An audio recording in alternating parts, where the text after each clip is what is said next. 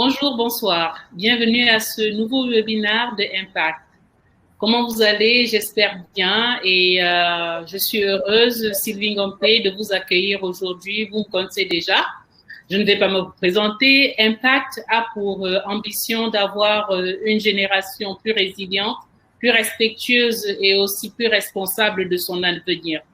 Nous avons lancé les Career Talks il y a bientôt 6 mois parce que nous avons constaté que les jeunes ne savaient pas vraiment quelles étaient les carrières qu'ils voulaient suivre, ou bien ils connaissaient des carrières de nom, mais ne savaient pas quels étaient les challenges, quel parcours il fallait suivre pour les Career Talks ont été lancés et nous avons eu bénévolement plusieurs professionnels qui sont entrés dans leur métier, qui sont venus bénévolement et qui viennent toujours expliquer ce que c'est que leur métier, les challenges qu'ils ont dans leur métier, quelles sont les qualités qu'il faut pour entrer dans tel corps de métier. Aujourd'hui, je suis vraiment heureuse d'accueillir sur le plateau Henri Chimba. Henri Chimba et moi, on se connaît depuis bientôt 30 ans. Il est ingénieur diplômé de l'école polytechnique de Yaoundé depuis 2000. Il a fait tour à tour sa carrière dans des ISP, Internet Service Provider, 17 ans à MTN et depuis 5 mois, il est à Huawei. Nous allons partager, il va partager avec nous son expérience, il va nous donner son expertise pendant 25 minutes et il aura 35 autres minutes pour répondre à toutes vos questions. Vous pouvez utiliser le chat qui est à votre disposition pour poser des questions dès maintenant. Je vais laisser la parole à Henri Chimba pour nous présenter son sujet qui est ingénieur en génie électrique. Henri, la parole est à toi. Merci beaucoup, Sylvie, pour cette brillante présentation de ma modeste personne. Je suis content de parler aujourd'hui avec les amis, les jeunes, et sûrement certains parents qui pensent à l'orientation de leurs enfants, n'est-ce pas, des métiers qui sont tout autour du génie électrique. Je voulais d'abord indiquer que le génie électrique est un domaine assez vaste, mais qui à la base est de l'ensemble de l'électricité, c'est-à-dire du courant électrique.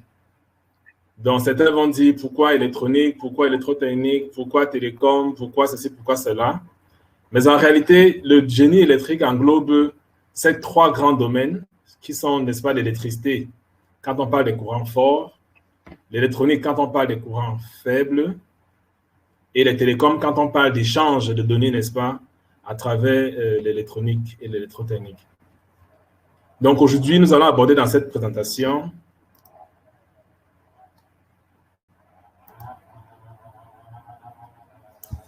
le parcours et tout ce qui va avec les métiers du génie électrique.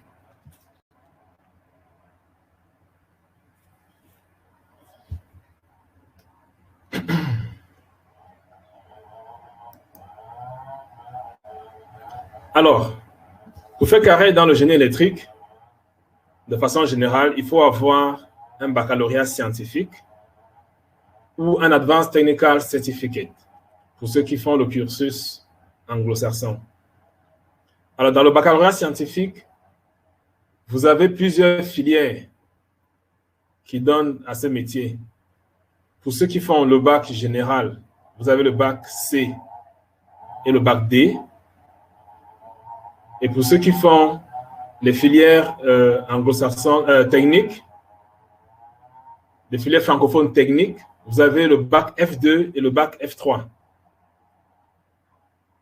Et le bac S, qui donne aussi à cette filière. Alors, pour ceux qui font le système anglo-saxon, le ATC Advanced Technical Certificate, de tous les papers que vous avez, vous devez avoir au minimum les 3 papers mathématiques, Electrical and Electronic Systems, et puis Information and Communication Technology. Vous devez avoir ces 3 papiers-là parmi vos papiers du GCE ou bien du Advanced Technical Certificate. Alors, quand vous avez ces papiers, vous pouvez vous inscrire dans une université publique ou université privée. Il y en a au Cameroun, il y en a aussi à l'étranger. Parmi les universités publiques au Cameroun, vous avez les différentes écoles polytechniques, y compris la principale de Yaoundé et les autres qui ont été créées dans les régions. Il y en a plusieurs maintenant dans les différentes régions, les écoles polytechniques. Donc, dans ces différentes écoles-là, vous pouvez faire le diplôme d'ingénieur en génie électrique, ou alors, vous pouvez faire un master en ingénierie avec mention génie électrique. C'est équivalent. Quand vous faites donc le génie électrique de façon générale, que ce soit en BTS, en master ou en ingénieur de conception, cela vous donne une formation générale des métiers de génie électrique, donc dans les courants forts et les courants faibles à la fois. Et puis, selon l'orientation de votre mémoire de fin d'études ou bien des spécialisations offertes par votre école, vous pouvez choisir ou alors approfondir dans l'électricité des grands courants, qui est encore appelée l'électricité industrielle, l'électricité des courants faibles, qui est l'électronique pure, les automatismes, qui est une combinaison, ou encore les télécommunications, qui sont des applications de l'électronique aux communications de façon générale.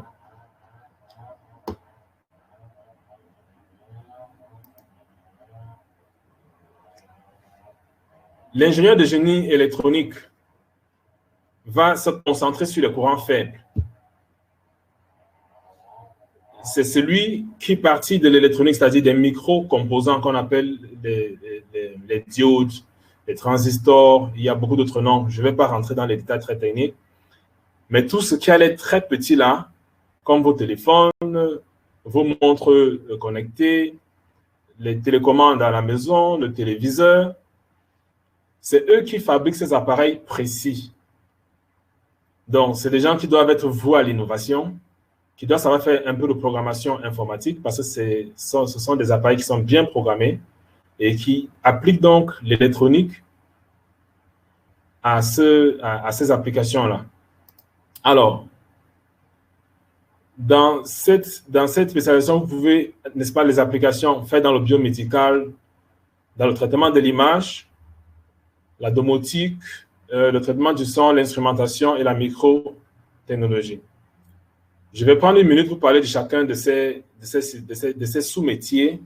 N'est-ce pas? Par exemple, le traitement de l'image. Quand vous entendez parler des images satellitaires que Google aujourd'hui nous donne, quand vous allez sur Google Maps, sur votre téléphone, pour ceux qui ont des smartphones, ces images sont filmées du satellite. C'est-à-dire que des signaux sont émis, des captures sont faites et elles sont traitées pour pouvoir reconstituer un fichier permettant de rediffuser, n'est-ce pas, une image ou une vidéo du globe terrestre. Ça, c'est le traitement d'image. Ceux qui font le traitement du son, c'est aussi vaste. Tout ce qu'ils font dans l'acoustique, c'est-à-dire les appareils musicaux, les micros, les enregistrements et tout ce qu'on peut faire avec le son, c'est aussi une autre application qui est très, très importante. Vous voyez, par exemple, aujourd'hui, on peut reconstituer des sons en 3D, ce qui ne se faisait pas avant. Ce sont les ingénieurs, n'est-ce pas, du son, qui sont des ingénieurs de génie électronique. Ce sont eux qui font ces applications-là. Dans l'instrumentation, vous avez tout ce qui est appareil de mesure. La précision ici est très, très importante. Quand vous faites un instrument, il doit être fiable à 100%. Si vous dites que vous avez mesuré, n'est-ce pas, disons 1 millimètre ou 1 micromètre de quelque chose qui n'est pas visible à l'œil nu, on doit pouvoir croire exactement que cet appareil l'a mesuré tel qu'il est à 100% près. Dans la domotique, on va voir les applications de l'électronique aux utilisations ménagères, c'est-à-dire les commandes à distance des climatiseurs, d'arrosage de jardin. Vous pouvez relâcher les chiens à partir d'une télécommande sans sortir de la maison. Vous pouvez ouvrir le portail et le fermer en restant à l'intérieur de votre véhicule quand vous rentrez la nuit. Toutes ces applications domestiques de l'électronique sont groupées dans la domotique. À l'intérieur, vous pouvez retrouver aussi des petits robots qui viennent, n'est-ce pas, de la section automatisme, donc qui est une combinaison de l'électronique et de la robotique appliquée aux utilisations ménagères, qu'on va toujours mettre dans la domotique. Donc, dans la microtechnologie, vous allez retrouver les autres petites applications qui vont, par exemple, dans les véhicules, et autres engins embarqués dans lesquels on utilise de l'électronique pour faire fonctionner soit des petits robots, soit des petits mécanismes. Et c'est très intéressant. Dans le biomédical, nous sommes habitués à entendre parler, pour ceux qui sont un peu curieux, des choses comme l'échographie, les rayons X, la radio. Alors, dans le biomédical, on fait des applications de l'électronique avec l'imagerie médicale pour essayer d'apporter des améliorations au diagnostic des médecins, des choses qu'ils ne peuvent pas voir à l'intérieur du corps médical. N'est-ce pas? Cette partie de l'électronique se concentre à faire des mesures, à faire des instruments qui traitent et l'image et le son, mais à l'intérieur du corps humain. Alors, il faut indiquer que, parce que c'est le corps humain, il y a des limites qu'il faut éviter de peur d'endommager l'organisme que nous sommes en train de mesurer. C'est le cas, par exemple, quand on fait l'électrocardiogramme d'un fœtus, ou bien la radio, ou bien l'échographie d'une maman qui est au 3e mois de grossesse, le niveau de signal que l'on envoie sur le fœtus et que l'on capte pour interpréter, pour présenter et pouvoir faire des mesures, n'est-ce pas, de la taille, du poids, des estimations de poids, tout ça est fait grâce à l'électronique du biomédical.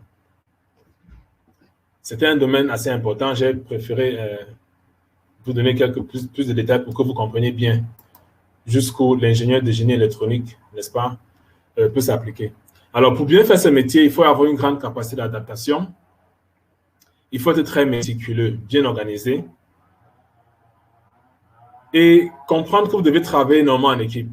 Dans le cas, par exemple, de l'ingénieur qui fabrique l'appareil d'électrocardiographie ou bien de radiographie, d'échographie, sa collaboration avec le gynécologue et les médecins biologistes est très importante dans l'élaboration de l'instrument. Ceci demande donc à avoir beaucoup de sens de curiosité et de pouvoir beaucoup travailler en équipe avec les autres pour pouvoir fabriquer les outils qui leur sont fiables.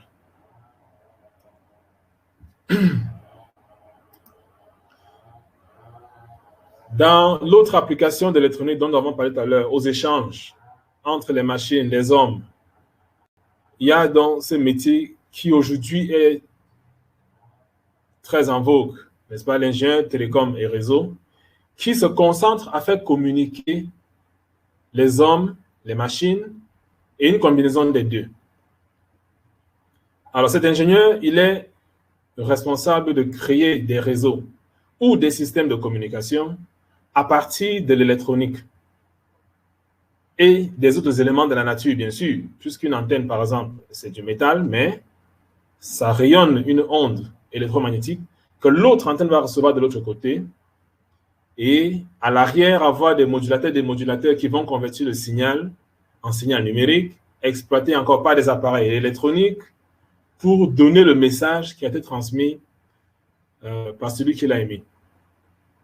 Donc, cet ingénieur en réseau et télécom doit être très sociable, il doit comprendre l'environnement dans lequel il vit, il doit avoir un grand sens de l'écoute, n'est-ce pas? Il doit pouvoir optimiser les systèmes. Vous allez comprendre, aujourd'hui, nous sommes en train de travailler sur la 5e génération des mobiles, mais il y a 20 ans de cela, on ne parlait que de la 2e génération, et il y a peut-être 50 ans, seule la 1re génération existait. Donc, vous imaginez que les ingénieurs de télécom des années 1950, 1960 jusqu'à 1970 connaissaient le téléphone fixe. Celui qu'on décrochait, on mettait à l'oreille. Il y avait tout un long câble qui allait se connecter, d'autres câbles partaient sur le poteau. Ils traversaient le quartier pour aller jusqu'aux centrales téléphoniques. Pour qu'à l'intérieur de la centrale téléphonique, un individu, quand vous appelez, il vous connecte à celui que vous appelez et puis vous parlez. Dans la 2e génération, les ingénieurs télécoms au réseau ont créé la mobilité. La mobilité qui a permis que cet appareil-là soit appelé mobile. C'est ça aujourd'hui que vous appelez cellulaire de 2e génération. Et alors, à partir des années 2010, 2006, la 3e génération est née où l'on a apporté les données pour que l'on puisse avoir des données de bonne qualité. Et c'est là où on a parlé de 3G sur les mobiles. Et après les années 2010, on a eu la 4e génération qui est venue. qui est très répandu aujourd'hui. Quand vous entendez parler de la 4G, où vous pouvez faire de très bons appels vidéo, vivre et parler avec quelqu'un comme s'il était devant vous, n'est-ce pas? Et la 5e génération que l'on prépare, où on va y avoir des mobiles qui vont communiquer avec des objets, des machines qui vont communiquer avec d'autres. On va y avoir la réalité augmentée et les automates qui vont communiquer entre eux, n'est-ce pas? On va parler des villes, des smart cities, des villes numériques, où quand un véhicule passe, c'est là où peut-être le lampadaire s'allume, et quand le véhicule est passé, le lampadaire s'éteint, où des automates seront placés un peu partout avec des sondes, n'est-ce pas, pour faire que les machines et les hommes communiquent, et que les machines communiquent entre elles, et que les machines aient aussi de l'autonomie, comme les véhicules autonomes qui n'ont pas de chauffeur.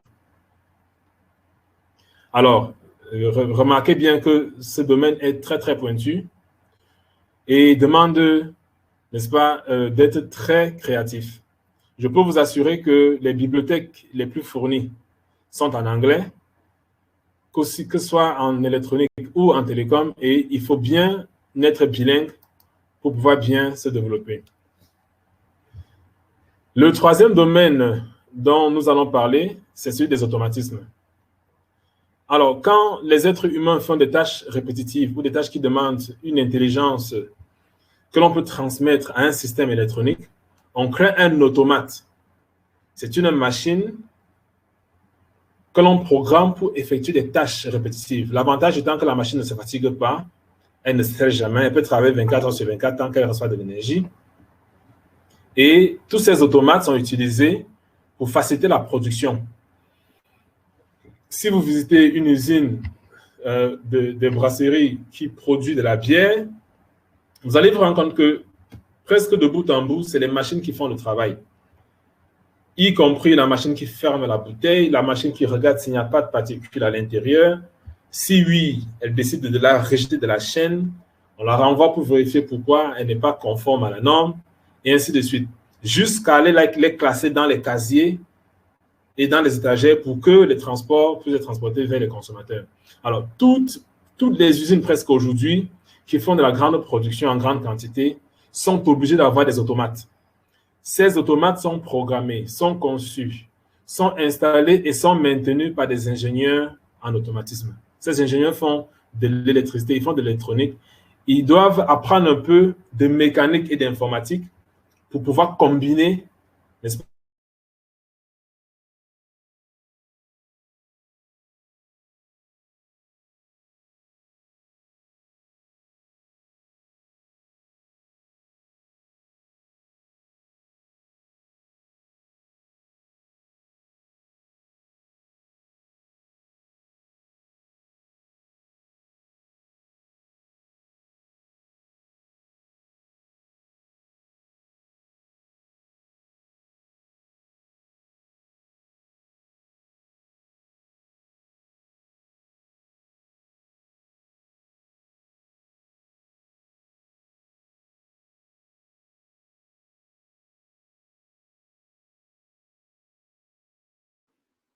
Henri, est-ce que tu nous suis?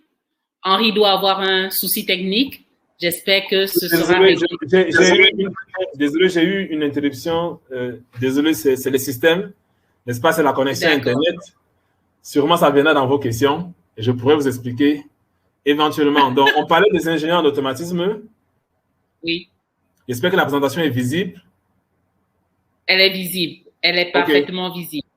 OK, donc on parlait des ingénieurs en électricité industrielle. Et je prenais le cas des NEO où on produit l'énergie dans les centrales hydroélectriques. Et on les transporte au-dessus des grands pylônes, n'est-ce pas, avec des câbles en aluminium qui portent le grand courant pour alimenter les grandes villes, Douala, Yaoundé, Bafoussam, Garoua, Bamenda, Boya. Et dans les villes, il y a des transformateurs qui transforment ce courant de très haute tension vers des courants de moyenne tension. Et il y a des câbles de haute tension qui les transportent, qui circulent devant nos maisons. Et au-dessus, devant nos maisons, nous voyons souvent des poteaux de haute tension. On dit attention, danger, il ne faut pas toucher. Et dans les quartiers, il y a des petits transformateurs qui transforment cette moyenne tension en basse tension que nous avons dans les maisons. Et dans les maisons, maintenant, nous avons nos différents appareils que nous branchons au niveau des prises pour utiliser cette énergie qui a été produite très loin. Donc, la production, le transport, la distribution et la maintenance de tous ces systèmes est faite, n'est-ce pas, par des ingénieurs en électricité industrielle. Ils s'occupent des courants forts, des courants très, très forts, extrêmement dangereux. Ce qui veut dire que dans ce métier, il faut être méticuleux, il faut être prudent, il faut communiquer, il faut connaître les normes. Parce qu'il y a des normes à tout cela. Dans des pays comme le Cameroun, on utilise le 220 volts. On ne va pas venir injecter du 110 volts ou du 350 volts dans le système. Cela va griller les appareils. Alors, pour faire tous ces métiers d'ingénierie, nous avons besoin d'être rigoureux. Rigoureux parce que si nous ne sommes pas rigoureux, nous allons fabriquer des choses qui vont exploser sur la tête des utilisateurs. Nous devons être méticuleux. Méticuleux au point où le détail, la plus fine précision doit faire partie de nos qualités. Nous devons être futuristes. Quand on parle de deuxième, troisième, quatrième génération de mobiles, votre génération fabriquera la dixième génération de mobiles. Aujourd'hui, on peut transmettre du son, de la vidéo. J'imagine que quand nous serons vieux, vous, votre génération, avec la dixième génération, la 10G que vous avez fabriquée, peut-être vous allez transmettre des odeurs pour que quelqu'un qui a manqué à une fête puisse non seulement entendre le son de la musique, mais ressentir, n'est-ce pas, le parfum des bons repas qui ont été servis au buffet. Wow. C'est à vous, n'est-ce pas, dans votre innovation et en écoutant les chimistes avec lesquels vous allez travailler dans la collaboration, que vous allez voir comment fabriquer les sondes d'un côté et les émetteurs de l'autre côté qui vont réémettre, n'est-ce pas, les odeurs pour que les gens puissent ressentir quand ils communiquent. Alors, la formation de base, comme nous avons dit au début, c'est les maths, les mathématiques, les sciences physiques, la chimie et beaucoup d'anglais. Je vous en prie, j'insiste là-dessus, beaucoup d'anglais. La littérature en anglais est énorme sur Internet, elle est gratuite. En français, il y a très peu de choses qui sont publiées, mais en anglais, quand vous regardez comment l'anglais a été utilisé même pour développer l'informatique, vous comprenez que c'est une langue qu'on ne peut pas éviter. Bien au contraire, le plus tôt, c'est le mieux. Votre bilinguisme va vous aider dans beaucoup de sens, aussi bien dans le métier que dans l'apprentissage. Vous devez très bien communiquer. Ça veut dire quoi? Quand vous avez une idée que vous devez faire passer pour convaincre des gens à développer un nouveau produit, vous devez très bien communiquer de façon écrite et de façon orale pour que l'on puisse vous comprendre, vous accompagner et vous assister dans le développement de ce projet. Vous devez avoir un grand sens des responsabilités et être intègre. Je combine les deux parce que si vous n'êtes pas assez responsable, vous risquez de faire des choses avec légèreté. Et si vous faites des choses avec légèreté, imaginez qu'un avion en plein vol perd son contrôle automatique. L'automatisme qui a été fabriqué pour contrôler les ailes a été fabriqué par un ingénieur qui n'était pas assez responsable, il n'était pas assez méticuleux. Alors, quand ça se met à dysfonctionner, les gens vont paniquer. Ça peut y aller jusqu'à coûter des vies humaines. Donc, votre intégrité et votre sens de responsabilité sont des éléments clés. Vous devez être perfectionniste.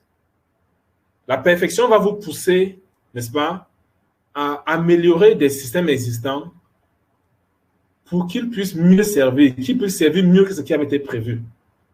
Et vous devez avoir un sang-froid. Sinon, au premier échec, vous allez paniquer. Sinon, à la première explosion d'une petite résistance dans un circuit intégré, eh bien, vous allez paniquer et abandonner le projet. Non. Vous devez pouvoir garder votre sang-froid, garder votre tête sur les épaules, comme on dit, pour pouvoir apprendre des erreurs que vous allez commettre sur le chemin et avancer. Donc, sur ce, je vais passer la parole aux amis pour qu'ils posent beaucoup de questions que j'attends pour que vous puissiez comprendre, n'est-ce pas, et me permettre d'élaborer davantage sur les choses qui vous ont intéressé et ce à quoi vous avez pensé éventuellement que vous n'avez pas retrouvé dans cette présentation. Je vous remercie. Merci beaucoup, Henri. Merci pour cette présentation succincte. Moi aussi, j'ai des questions, parce que je vais commencer par... J'ai compris beaucoup de choses. J'ai compris qu'il fallait, par exemple, avoir un baccalauréat C, D, F. F2, c'est F3, je crois. Donc, avec des matières comme mathématiques, physique, chimie, anglais, ça, je le répète, pour nos jeunes qui sont encore au collège. Rappelez-vous, c'est ce genre de bac-là qui vous amènera dans cette filière de génie électrique. En plus, il faudrait avoir des qualités de rigueur, de curiosité. Il faut être méticuleux, penser futur, parce que quand Henri s'est mis à parler des odeurs qu'on amène d'une salle de fête à chez moi, parce que je n'ai pas pu y assister, c'est votre challenge qu'il est en train de vous lancer là, parce que nous, lui et moi, on est déjà vieux, hein. Donc, on a autre chose. On a fait pour nous et à vous de faire pour vous. Et surtout, être innovateur. Il a aussi parlé du bilinguisme. On a tendance à croire que l'anglais, c'est pour les autres. L'anglais, c'est pas pour les autres. L'anglais, c'est pour tout le monde. Et aujourd'hui, un grand atout qu'on aura, c'est de perfectionner notre anglais parce que tout le monde travaille en anglais. Donc, le bilinguisme et la communication écrite et orale est importante parce que il faut savoir passer ses idées. Un sens de responsabilité. Et les jeunes, c'est ça votre problème, le sens de responsabilité. Est-ce que je suis responsable de ce que je fais? Est-ce que je suis intègre? Est-ce que ce que je dis que je vais faire, je vais réellement le faire? Aller jusqu'au bout. Être perfectionniste, garder son sang-froid et surtout être sociable. Merci beaucoup, Henri. Et je vais commencer avec les questions dans le public. La première question vient de François. S'il te plaît. Peut-être avant la question, si on peut passer la vidéo. Ah oui, la vidéo, je partage d'abord. Oui.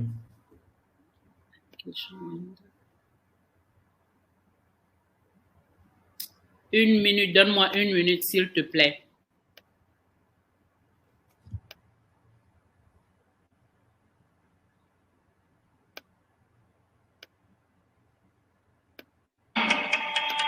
À Canton, voici peut-être le restaurant du futur. Ici, les robots vous accueillent, vous servent, préparent en 8 secondes à peine des hamburgers, mais pas seulement.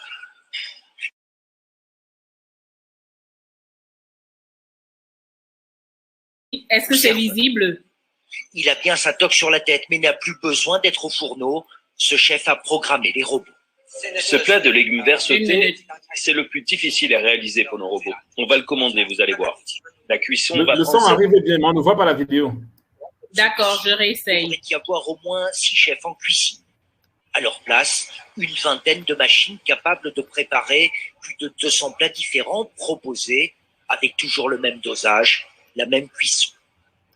7 minutes plus tard, pas une de plus, le plat tombe. À Canton, voici peut-être le restaurant du futur.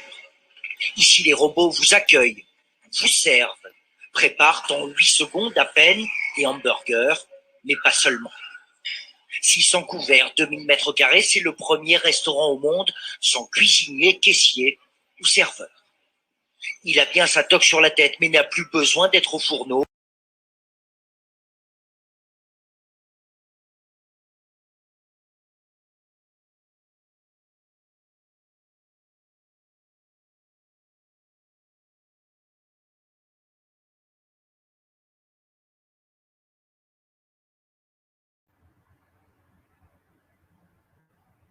Moi, j'ai perdu le son de la vidéo. Je ne sais pas si la vidéo passe, mais je n'écoute pas le son de la vidéo.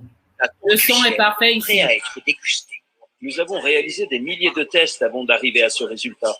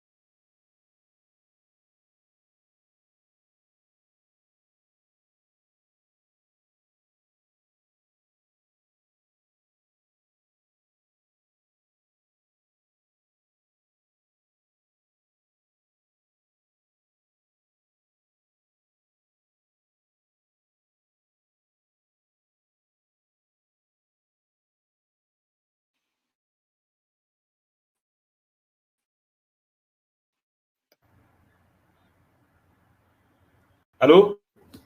Oui. La vidéo est interrompue? C'était à la fin, je crois. Oui, OK.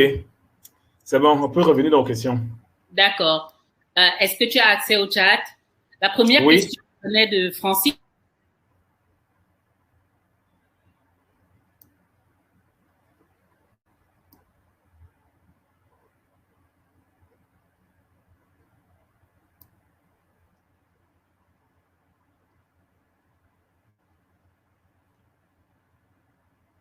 Allô, Sylvie, on t'a perdu?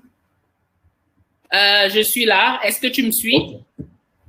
OK, tu es reconnecté. Je te suis maintenant. Oui, la première question était quoi, s'il te plaît? La première question venait de Francis. Il se demandait pourquoi est-ce que la 5G est si contestée? Pourquoi est-ce que la 5G est si contestée? Je vais lui répondre simplement. Cette contestation est beaucoup plus politique que technique. La contestation dont il entend parler partout dans les médias, elle est politique. Sur le plan technique, la 5G est déjà une réalité et elle est déjà en cours d'utilisation dans beaucoup de pays. Ah bon? Oui. Donc, la contestation dont on parle beaucoup dans les médias, c'est une guerre politique entre des grands groupes dont je vais éviter de parler. C'est beaucoup plus politique. Dans la réalité, la 5G existe et elle est fonctionnelle. Il y a déjà beaucoup d'objets qui communiquent avec d'autres objets. S'il va sur YouTube, bon, je vais lui donner deux applications de la 5e génération. La 5e génération a été conçue pour avoir des temps de réponse petits, plus petits. Je ne vais pas utiliser le mot technique. Le temps de réponse, c'est le temps que la requête met pour aller au serveur et revenir. Donc, avec la 5e génération, on a beaucoup réduit le temps de réponse, ce qui permet aujourd'hui à un chirurgien, par exemple, qui est aux États-Unis, d'opérer un malade en Chine. Parce qu'il tient à distance, n'est-ce pas, les sondes. Et de l'autre côté, il y a les bras d'un robot qui, avec la chirurgie endoscopique, sont dans ton ventre et lui voit de l'autre côté l'intérieur de ton ventre et il manipule. Cela demande une précision, une fiabilité et une rapidité dans le temps de réponse. C'est une réalité aujourd'hui. Ça, c'est la 5e génération. Maintenant, pour monsieur tout le monde qui a un téléphone qui est de 5e génération, il y a une dizaine ou une quinzaine de pays qui ont déjà lancé. La grande différence pour le mobile, c'est la vitesse.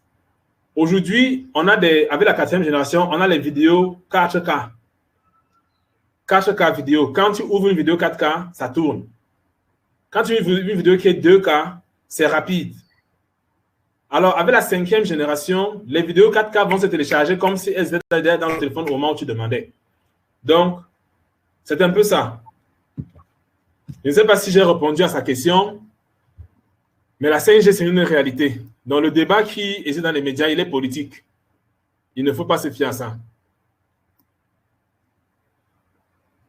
Est-ce qu'on peut passer à la deuxième question si on est satisfait de la réponse à la première?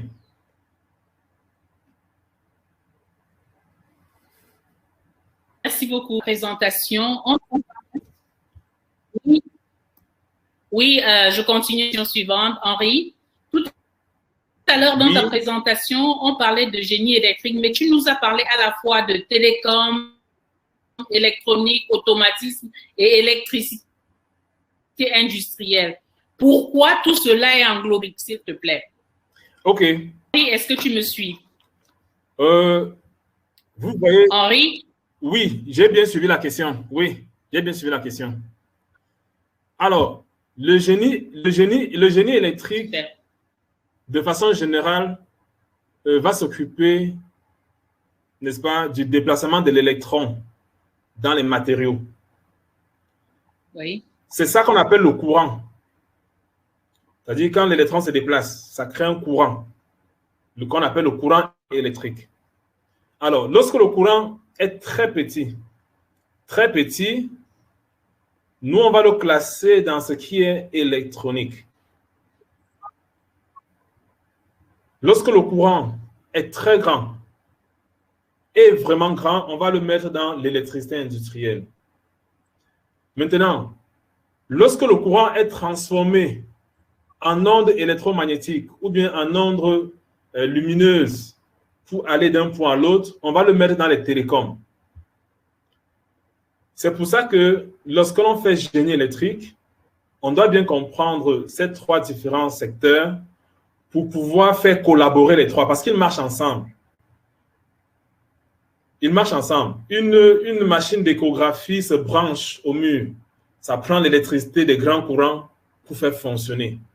Ça contient des petits robots, n'est-ce pas, qui analysent, interprètent l'image qui est plutôt de la lumière, qui a été reçue, n'est-ce pas, un peu comme du radar. Elle émet un signal et puis elle reçoit un écho, elle interprète l'écho pour déduire et reconstruire une image fidèle à celle qui existe dans le corps humain. Donc, c'est un peu pour vous indiquer que les trois domaines, on ne doit pas les séparer entièrement lorsqu'on y exerce, parce que les applications vont toujours aller d'un côté ou de l'autre. Aujourd'hui, au Cameroun, par exemple, Eneo transporte la fibre optique pour interconnecter ces sites et même fournir du service à certains ISP. Ça, celui qui fait les courants forts chez Eneo, pour bien réaliser ce projet, doit comprendre la fibre optique qui est une partie des télécoms. Donc, ça doit être un ingénieur génie électrique. Même s'il s'est spécialisé après en télécom, en électricité industrielle, à la base, parce que dans sa formation, il a bien compris les différentes formes du courant électrique, il peut mieux collaborer avec les autres spécialistes.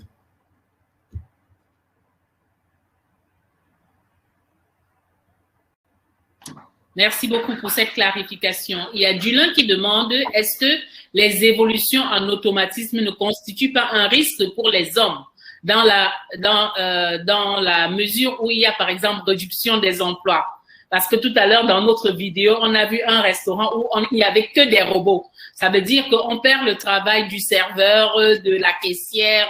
Il demande, est-ce que ces évolutions en automatisme ne constituent pas un risque pour les hommes dans la mesure où il y a réduction des emplois? C'est la question de Julien.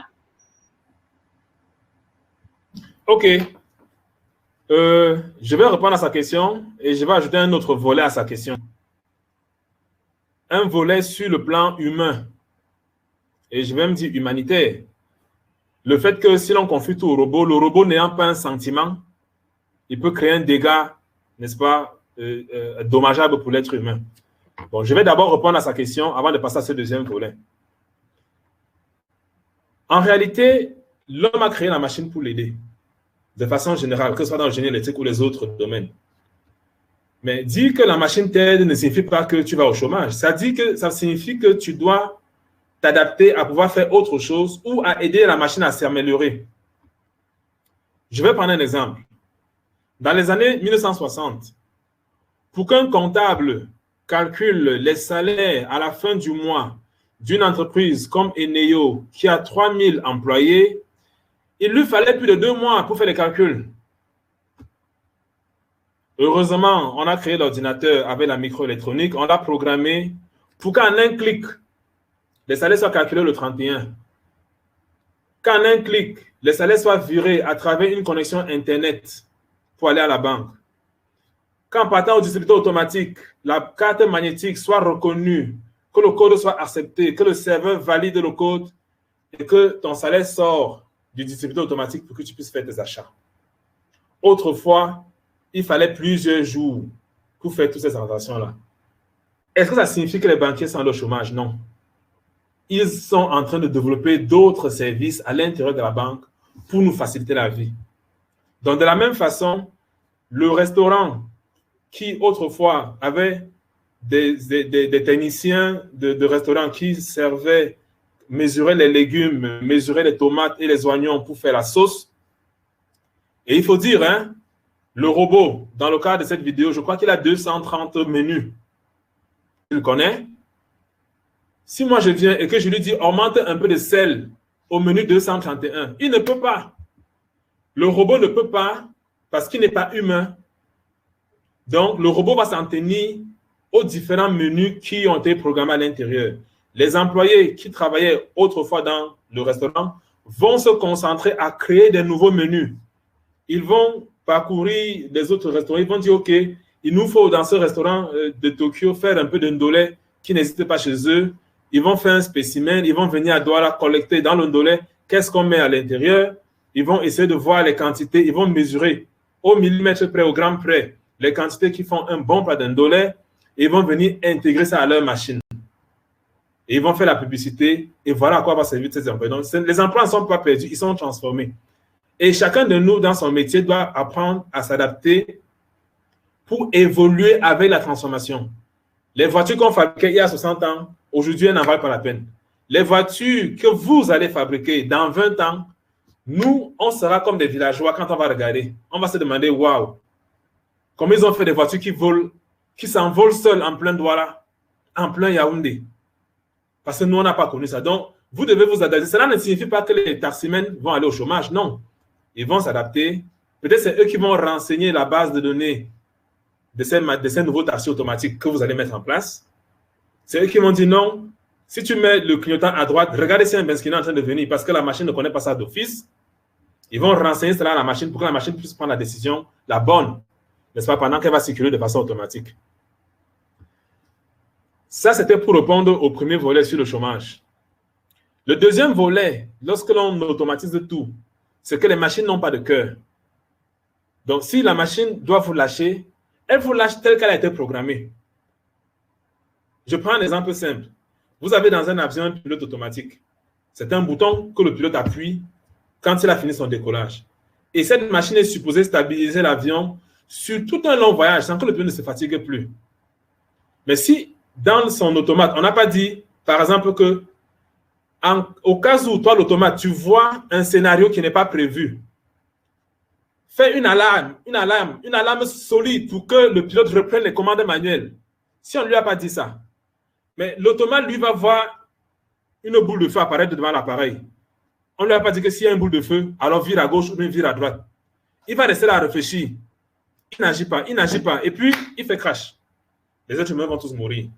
Ça veut dire qu'on n'a pas bien programmé la machine. On doit pouvoir lui donner, chaque fois qu'on la programme, la possibilité de ressortir et remettre les commandes aux mains, n'est-ce pas, du programmeur. Et pour les scénarios qui ne sont pas vus, on dit non. Dans ce cas, OK, arrête-toi. Continue par le chemin. Donc, c'est à nous, les êtres humains, quand nous programmons ces machines-là, de les rendre un peu plus humaines et à remettre la main, n'est-ce pas, au contrôleur lorsqu'on a des scénarios qui sont imprévus.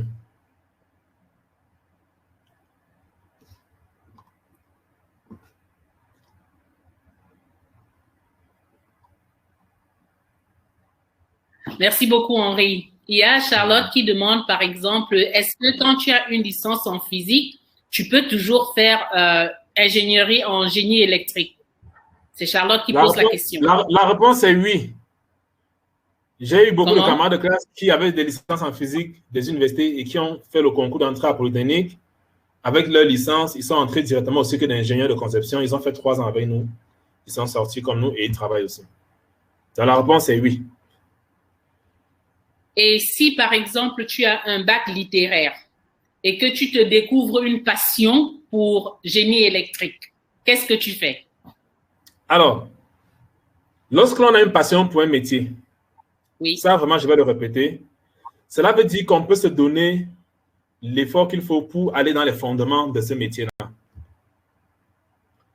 Si quelqu'un a un bac littéraire et qui veut faire le génie électrique, oui. Je conseillerais qu'il passe, soit il va d'abord faire un petit stage pour être sûr de sa passion, et si effectivement il confirme que c'est sa passion, qu'il se remette à l'école des maths et des physiques de première terminale pour avoir un baccalauréat scientifique et faire un BTS ou un DUT d'abord, 2 ans, et s'il veut continuer, faire un cycle d'ingénieur. Parce que dans les tests de recrutement dans les écoles d'ingénieurs, la partie mathématique est capitale. Je le dis parce que dans l'exercice du métier, le langage suppose que tu as un certain niveau en maths. Lorsqu'un gars va ouvrir la bouche pour dire est-ce que tu as regardé le logarithme de cette fonction, comment ce signal se propage, il ne suppose pas que tu es littéraire. il suppose que tu es à la base mathématicien. Donc, pour pouvoir bien communiquer avec les autres, pour pouvoir bien comprendre et analyser les phénomènes qui vont apparaître pendant tes travaux, il faut que tu aies cette base mathématique-là. C'est pour ça qu'on dit baccalauréat scientifique, C ou D, ou S, ou F2, ou F3, ou alors, chez les anglo-saxons, Advanced Technical Certificate with Mathematics, Physics, Electronic and Electrical Information Communication, PEPA. Ça suppose que tu as les bases pour pouvoir faire les études qu'il faut. Sinon, il faut rentrer faire les bases là. Et il n'est jamais trop tard. On a eu à l'université, oui, des papas de 45, 50 ans, hein, qui revenaient pour faire leur licence, la licence qu'ils avaient toujours rêvé de faire. Ah. Il n'est jamais trop tard. Donc, Ouais. je peux me mettre sur les bancs, c'est ça, Henri? Tout comme moi-même, je n'ai pas encore fini. N'est-ce pas? Il y a une question qui vient, elle demande quelles sont les ouvertures, parce que tu as fait la présentation du métier, mais quelles sont les ouvertures? Quel est notre marché aujourd'hui au Cameroun? Me voici, je suis ingénieur génie élect. Quelles sont les ouvertures pour moi? OK. Tel que vous avez vu dans la présentation, les ouvertures sont vastes. Le problème, souvent, c'est que les gens trient beaucoup les premiers emplois. Sinon, les ouvertures sont dans n'importe quelle usine. Fabrication, embouteillage, empaquetage, transformation, l'ingénieur de génie électrique a sa place.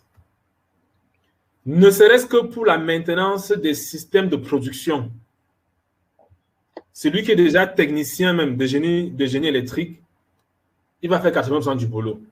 Celui qui est ingénieur peut encore venir et concevoir de nouveaux systèmes, faire des améliorations et mettre des nouveaux cahiers de charges sur pied pour l'extension, n'est-ce pas, des usines. Donc vraiment, le marché est très vaste pour les électriciens. Très, très vaste. En dehors de l'électricité du bâtiment, qui est une électricité de base que beaucoup de personnes font. Même quand on n'est pas très électricien, on peut changer une ampoule, on peut choisir un appareil, il y a des petites tâches que tout le monde peut faire, oui.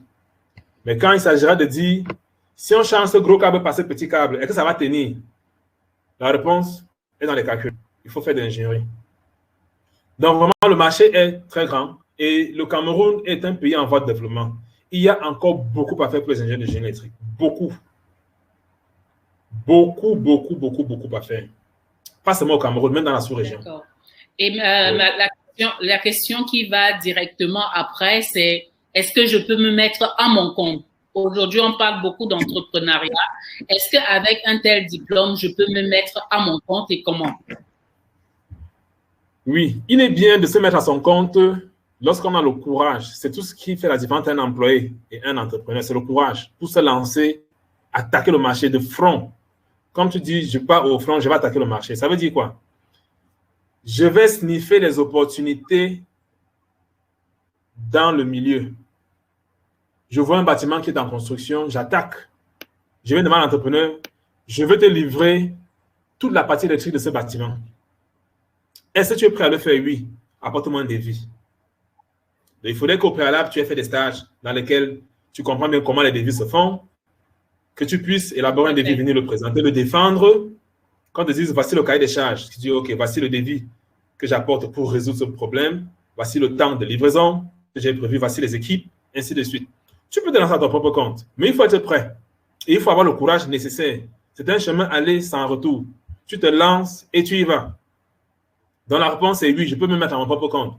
Mais il serait conseillé, avant de se mettre à son propre compte, d'avoir fait des stages pour bien comprendre. Parce que à l'école, il y a beaucoup de théories. Pendant les stages, on approfondit, on comprend comment ça se matérialise sur le terrain. Et avec quelques premiers emplois, on vit un peu la réalité de ce que notre boss, qui est l'entrepreneur, lui vit. Et donc, au moment où tu te lances, tu connais les risques que tu cours avec les impôts, avec le bailleur, avec les techniciens que tu vas recruter sur le terrain et tout cet environnement que tu vas devoir gérer dès le premier jour. Ouais. Donc, déjà, il faut mettre les mains dans le cambouis, avoir une certaine expérience avant de se lancer à son propre compte. Oui, c'est conseillé. Ok, super. Il y a Charlotte qui demande, est-ce que les masters professionnels en génie électrique sont équivalents au diplôme d'ingénieur de conception? Est-ce que les masters professionnels en génie électrique sont équivalents au diplôme d'ingénieur de conception? OK. Bon, la réponse, c'est oui sur le plan du niveau. Les deux sont acceptés de la même façon. Maintenant, en termes de parcours, il y a toujours une différence entre deux personnes qui ont le même diplôme. Je vais prendre un exemple simple. Mes camarades de l'école polytechnique qui avaient le bac F2 en électronique, lorsqu'on arrivait au laboratoire de pratique d'électronique, les gars avaient 20 sur 20 dans la pratique, nous on avait 12, 13. Et on devait beaucoup travailler la nuit pour le lendemain s'améliorer et repasser le test, avoir 16. Donc, celui qui devient, par exemple, ingénieur de conception en électronique et qui est parti du CAP électricité, bac F2, BTS en électronique avant de faire ingénieur de conception, celui-là, quand il fabrique un appareil, au premier coup, il a moins d'erreurs que celui qui a commencé à faire beaucoup de pratiques au niveau de l'université. Dans ce sens-ci, la personne qui est un ingénieur de conception génie électrique, qui a fait 5 ans à Polytechnique, sera meilleur que celui qui a fait la fac, qui a une maîtrise en physique avant de faire le cycle d'ingénieur au niveau de la pratique. Mais à long terme, parce que les deux pratiquent sur le terrain pendant qu'ils exercent, à long terme, ils sont équivalents. Donc voilà un peu. Il y a une équivalence, mais dans le fond, certains pratiquent plus que d'autres. C'est comme un infirmier qui fait les études supérieures après pour devenir médecin. Il y a une différence. Quand tu vois l'infirmier tenir la seringue et quand tu vois le médecin tenir la seringue au premier jour, tu sens que celui-ci a plus de temps, il a eu plus de temps de pratiquer l'injection.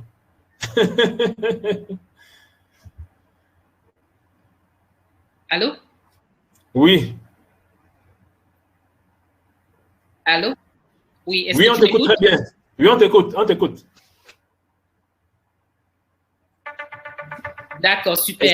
La question suivante, la question Henri, tu as parlé tout à l'heure de plusieurs domaines. Il y avait la microtechnologie, le traitement d'image. Je voudrais revenir sur la domotique.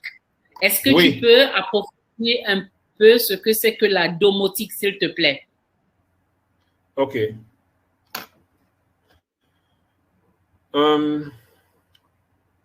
Je vais prendre 2 ou 3 appareils à la maison et puis on va en parler.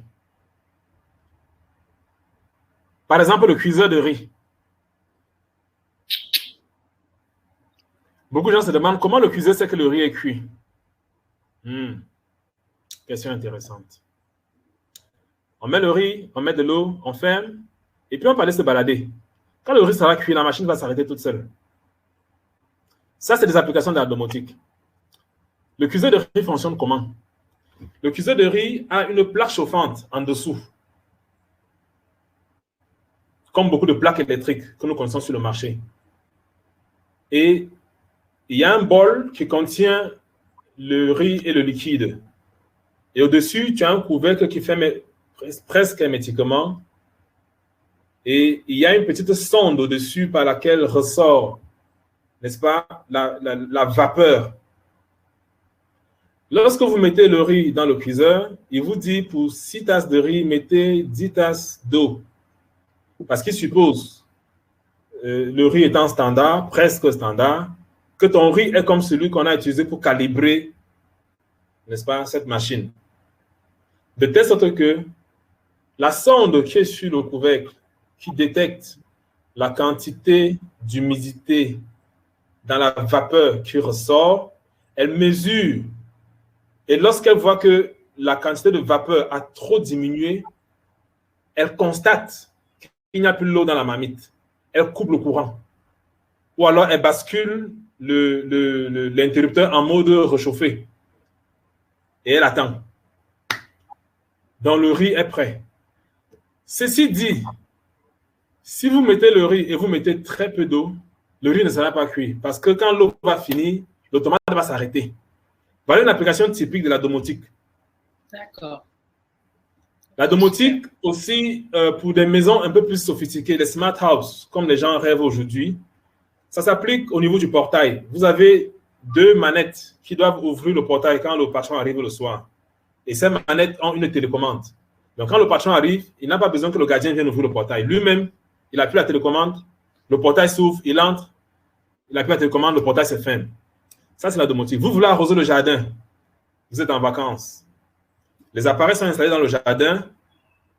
Et exactement comme dans les stades de foot, le soir à 17h, les vannes s'ouvrent, l'eau sort, ça arrose le jardin et ça se referme. À 21h, les vannes s'ouvrent, les chiens sortent et font le tour de la maison.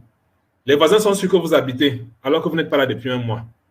Voilà des applications typiques de la domotique qui, combinées avec les télécoms, permettent à distance, n'est-ce pas, de piloter la maison. C'est une passion. Question? Merci beaucoup. Merci beaucoup. Est-ce que j'ai des questions qui viennent encore là? Je n'ai pas de nouvelles questions, mais je voudrais revenir sur les qualités d'un bon ingénieur. Tu m'as parlé des capacités d'adaptation, curiosité, inventivité, d'analyse et de synthèse, du sens de l'organisation, créatif, bilinguisme et tout. Où est-ce qu'on apprend toutes ces... comment est-ce qu'on acquiert toutes ces qualités-là, Henri? Parce qu'on n'est pas responsable. Hein? Oui. Je voudrais signaler que tous ces traits de caractère ne sont pas enseignés dans les écoles. Il n'y a pas une école où on forme quelqu'un pour qu'il soit intègre. Non. Oui. Si tu as commencé à faire des petits dégâts à la maison, des petits vols, maman n'est pas là, tu prends le sucre au frigo. Papa n'est pas là, tu prends le yaourt, ainsi de suite. Et que quand on découvre, tu n'es pas puni, eh bien, ça te propulse à devenir un bandit. Donc, l'intégrité et, comme la plupart de ces traits de caractère, ce sont des choses qui s'enseignent à la maison, dans le cercle familial, où, quand tu fais quelque chose qui montre que tu manques de rigueur, ton petit frère ou ton grand frère, ou bien tes parents peuvent te dire, ça, ce n'est pas bien. On ne fait pas comme ça. Et que tu écoutes et que tu décides de te changer. Le sens des responsabilités. C'est quelque chose qu'on enseigne à l'école. C'est à la maison. Quand les parents ne sont pas là et qu'ils vous laissent des travaux, quand le maître donne des devoirs et que tu ne fais pas, tu dois te punir. Si tu es responsable, ça veut dire que quand maman n'est pas là, tu sais qu'à 15 ans, on doit chauffer le repas pour manger. À 17 ans, on doit lâcher les chiens. À 18 ans, on doit ouvrir le portail. Ainsi de suite. Tu prends les responsabilités. Et quand maman vient, tu lui rends compte. J'ai fait ça. Ceci a marché, ceci n'a pas marché. Maman peut t'apprendre, ok, désormais, fais ça plutôt comme ça. Et elle sent que j'ai un responsable à la maison. Elle peut te confier des tâches un peu plus importantes. Parce que tu fais montre de sens de responsabilité. Mais si tu fais montre de sens de responsabilité, mais là, on va te corriger, monsieur. Parce qu'on a besoin des responsables. Oui, on a besoin des responsables. On va te corriger pour te remettre sur les rails. Sinon, si tu es irresponsable, tu vas fabriquer des bombes. Si tu n'es pas intègre, tu vas créer la catastrophe. Parce que dès que tu auras appris l'électronique, au lieu de fabriquer un appareil de domotique qui va aider à la maison, tu vas te laisser emporter par les fabricants de bombes artisanales. Mon frère, mais ce n'est pas possible. Non, il faut de l'intégrité. Il faut du sens de responsabilité. Tous ces traits de caractère, tu dois être méticuleux. Lorsque tu tries le riz, et aujourd'hui les enfants ne trient plus le riz, quand on triait le riz à la maison, le jour où vous avez fait l'erreur qu'il y a un petit caillou, le caillou là sortait toujours dans le plat du père. On n'a jamais compris pourquoi. Et quand ça sortait dans le plat du père, il soulevait le grain. C'est vrai. Il regardait la mère. Et il disait, maman, écoute. Il lâchait, ça frappait le plan. Tchang! Pour qu'elle comprenne que c'est un grain de caillou, ce n'est pas un grain de riz. Et la mère devait seulement te regarder avec les yeux. C'est toi qui as tué le riz. Et tu comprends que tu n'es pas méticuleux. Un grain de sable t'a trompé dans le tri. Donc, tu dois être méticuleux. C'est pour ça que lorsque les enfants font le devoir et que les parents ont dit, tu n'as pas bien écrit sur la ligne, l'enfant pense qu'on ne l'aime pas. Tu dois écrire sur la ligne est droite, écris dessus. Si tu commences à envoyer ton écriture un peu en bas, un peu en haut, un peu en bas, un peu en haut, monsieur, c'est comme ça que tes appareils vont fonctionner. Donc, il faut être méticuleux, il faut être rigoureux. Ça s'apprend en famille. Quand ton ami, ton camarade de classe te fait un reproche, regarde ce qu'il y a de bien dans le reproche qu'il te fait. Et essaie de te changer pour t'améliorer. Voilà. Merci beaucoup, Henri. Merci beaucoup. Je n'ai plus d'autres questions. et on a épuisé notre heure ensemble. Je voudrais te remercier pour toutes ces explications, ton humour avec lequel tu l'as fait et ce large sourire qui est si chaleureux quand on t'a en ligne. Je voudrais aussi que notre audience, on avait combien de personnes? On avait 60 personnes enregistrées pour ce webinaire. J'espère que les sources de ce webinaire. Ce que j'ai apprécié, c'est surtout ces qualités-là où tu as insisté qu'ils s'apprennent à la maison. Responsabilité, intégrité, être méticuleux avant tout, avant d'être un bon matheux, un bon physicien et avoir l'esprit de persuasion et de perfectionniste, il faut commencer à la maison à garder ces valeurs-là qui te permettront d'être un grand ingénieur en génie élect plus tard. Et que quel que soit ce que tu es en train de faire, si un parent te dit fais plutôt ainsi, suis ce qu'il dit. Ce n'est pas pour te punir, c'est plutôt pour que plus tard, quand on voit comment tu es en train d'agir dans ton lieu de travail, on sache que tu as eu les bonnes bases à la maison. Merci beaucoup de nous avoir appelé, Henri. Je vais te laisser le dernier mot. Je remercie les 60 personnes qui étaient présentes aujourd'hui. J'aurais voulu avoir plus de questions pour Henri parce qu'il en a plein la tête. On aurait pu en retirer un peu plus. Mais merci déjà à ceux qui étaient là. Et on se reverra dans une semaine ou deux avec un autre ingénieur. Mais je vous garde la surprise. Henri, je te laisse les derniers mots. Merci beaucoup pour ton temps et tout. Merci. OK, c'était un plaisir pour moi d'échanger avec vous tous. N'est-ce pas? Merci pour les questions qui m'ont permis, n'est-ce pas, en dehors de parler de l'ingénierie pure, n'est-ce pas, de parler de la famille, des traits de caractère et surtout les questions de réorientation que vous avez posées. C'est important. Il n'est jamais trop tard pour se remettre dans ce que l'on aime et pour lequel on rêve vraiment. Les 60 personnes qui ont participé, j'espère qu'elles ont trouvé des réponses aux questions qu'elles se posaient. Pourquoi faire du génie électrique? Où est-ce que ça s'emploie? Est-ce qu'on peut s'employer soi-même? Quelle différence entre l'électricité générale, l'électronique, les automatismes, les télécoms et autres? Et si jamais vous avez encore d'autres questions, vous pouvez vous approcher toujours du cabinet Impact. On peut toujours se revoir et ça ne me dérange pas. Je suis disponible. Je suis votre humble serviteur. Merci et à bientôt. Merci beaucoup. Et à bientôt. Bye bye.